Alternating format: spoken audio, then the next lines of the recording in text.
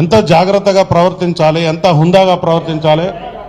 ఒక సెలబ్రిటీగా ఉన్న వ్యక్తి చట్టాలను చదువుకోవాలి, అతని యొక్క పరిధులు తెలుసుకోవాలి. చట్టం నీకు స్వేచ్ఛగా పరిగెత్తవలసిన అవకాశం ఇచ్చిందని మనం ట్రాఫిక్ సిగ్నల్స్ వేస్తుంటే ఎర్ర సిగ్నల్ పడ్డ తర్వాత కూడా మనం పరిగెత్తుకుంటూ వెళ్తామా? వెళ్ళం. అట్లాగే మన పరిధులను మనం ఏర్పాటు చేసుకుని పని చేసుకుంటూ పోతే నీకు ఏం ప్రాబ్లం ఉండదు, సమాజానికి కూడా ఏం ప్రాబ్లం ఉండదు. ఇవాళ మేము ప్రెస్ మీట్ పెట్టి మొత్తుకునే అవసరం కూడా ఉండదు. 1,30,000 మంది పోలీస్ కుటుంబాలు ఉన్నాయి.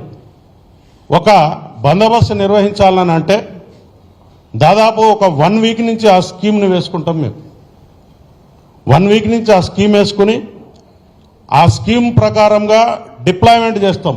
ఒక పోలీస్ స్టేషన్ పరిధిలో 20 నుంచి 50 మంది కానిస్టేబుల్ ఉంటారు.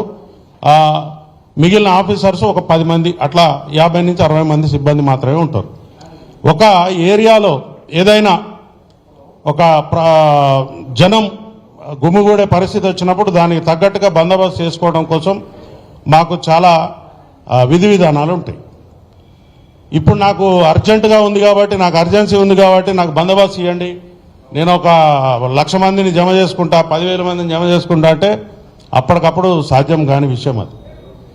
దానికి ఒక ప్రొసీజర్ ఉంటుంది, ఆ ప్రొసీజర్ ప్రకారమే పోవాల్సి ఉంటుంది.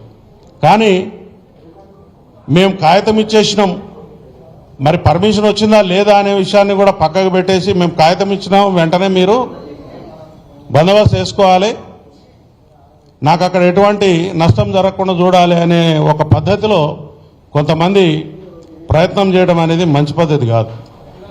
నేను ఈ ప్రెస్ మీట్ సందర్భంగా ముఖ్యంగా పోలీసులను నోటికొచ్చి మాటలు తిడతా ఉన్నారు ఒక్కొక్కడు.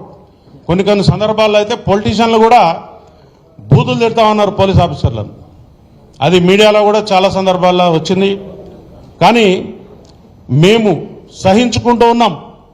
ఒక్క 10 నిమిషాలు పోలీస్ ఆఫీసర్స్ మేము మాకు ఉద్యోగం చేయమని వదిలిపెట్టిపోతే మీ బతుకులు ఎక్కడుంటాయో ఆలోచించుకోండి.